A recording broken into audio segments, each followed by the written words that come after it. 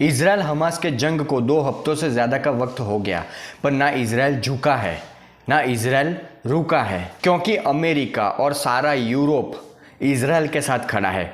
और कहा जाए तो अमेरिका तो इजराइल के लिए बड़ा भाई बनकर बैठा है, क्योंकि आप इजराइल और अमेरिका के रिलेशन को देखिए कि इजराइल हमास के जंग को 10 दिन भी नहीं हुए थे कि अमेरिकन रक्षा मंत्री, अमेरिका के विदेश मंत्री, यहाँ तक कि जो बाइडेन अमेरिकन प्रेसिडेंट भी इजराइल का दौरा करते हैं। और हमास जंग को लेकर अमेरिका अभी तक करोड़ों डॉलर की मदद इजराइल को दे चुका है, यहाँ तक कि हज़ारों टन हथियार भी इजराइल भेज चुका है। और आने वाले वक्त में भी अगर ज़रूरत पड़ी तो और हथियार और मदद भेजी जाएगी, ऐसा वादा कर चुका है। तो अमेरिका की ऐसी कौन सी मजबूरी, अमेरिका का ऐसा कौन सा गणित, या अमेरिका इजराइल की कोई दोस्ती, खास दोस्ती, जिसकी वजह से इजराइल हमास जंग में अमेरिका इजराइल के साथ खड़ा है, इजराइल का बड़ा भाई बनकर बैठा है। आइए इस मुद्दे पर मैं डिटेल में आपको इस वीडियो में बताता हूँ,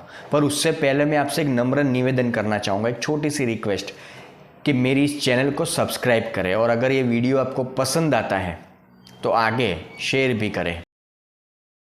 अब आप सोचिए, इजराइल जो मणिपुर केरल से भी छोटा है, इजराइल जिसकी आबादी दिल्ली, हमारी राजधानी दिल्ली से भी कम है, उसके साथ खड़ा है दुनिया का सबसे ताकतवर देश अमेरिका।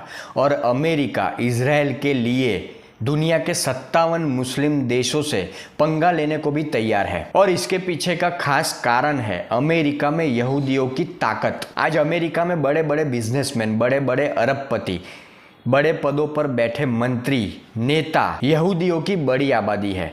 यरूशलेम से ज़्यादा आबादी यहूदियों की न्यूयॉर्क में है। न्यूयॉर्क में करीब 16 लाख यहूदी है, तो लॉस एंजलिस में करीब 5.5 लाख यहूदी है। शिकागो में 4 लाख, तो बॉस्टन में करीब 3.25 लाख यहूदी है। सैन फ्रांसिस्को में 2.25 लाख, तो वॉशिंगटन में 2,17,000 यहूदी रहते हैं। आज अगर अमेरिकी सरकार की बात करें तो हमास हमले के बाद इजराइल पहुंचने वाले विदेश मंत्री, अमेरिकी विदेश मंत्री टोनी ब्लिंकन यहूदी है। CIA के डिप्टी डायरेक्टर डेविड कोहेन यहूदी है। इसके अलावा अमेरिका में cyber security adviser, attorney general, secretary of homeland security, director of national intelligence, deputy health secretary, science and technology adviser, counsellor of economics adviser जैसे तमाम बड़े पदों पर और ताकतवर पदों पर बैठे लोग यहूदी है। इजराइल की ताकत इजराइल में तो है ही,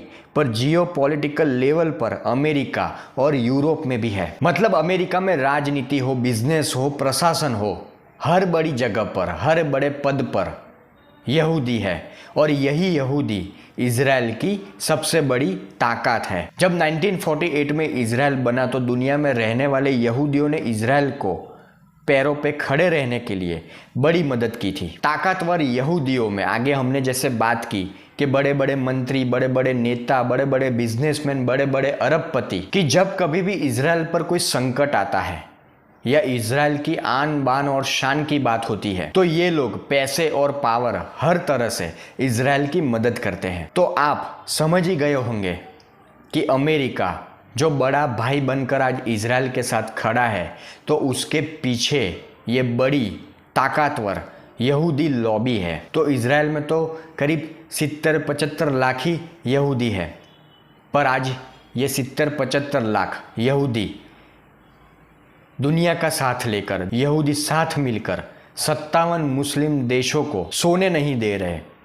उन पर भारी पड़ रहे, क्योंकि इजराइल के संकट के वक्त ये सारे एक हो चुके हैं। इजराइल और यहूदियों को लेकर जो डेटा मैंने आपके सामने रखा, उसको लेकर वीडियो के अंत में 2 लाइन मैं भारत में रहने वाले हिंदुओं के लिए भी कहना चाहूँगा कि यहूदियों से हमें कुछ सीखना चाहिए कि एकता किसे कहते हैं। क्योंकि आजकल देश में चुनाव का माहौल है, तो कुछ है विपक्षी नेता, विपक्षी पार्टियाँ जैसे कि कांग्रेस, जो जातीय जनगणना के नाम पर हिंदुओं को बांटना चाहती है, और कुछ है हिंदू आबादी ऐसी जो इसमें बट भी जाएगी, इनके बहकावे में, इनकी बातों में गुमराह हो भी जाएगी। पर हमें इससे बाहर निकल कर सिर्फ यही सोचना है कि हम हिंदू हैं। हमें हमारी हिंदू एकता के बारे में सोचना है। हमें इन यहूदियों से इसके बारे में सीखना चाहिए, इसके बारे में सोचना चाहिए।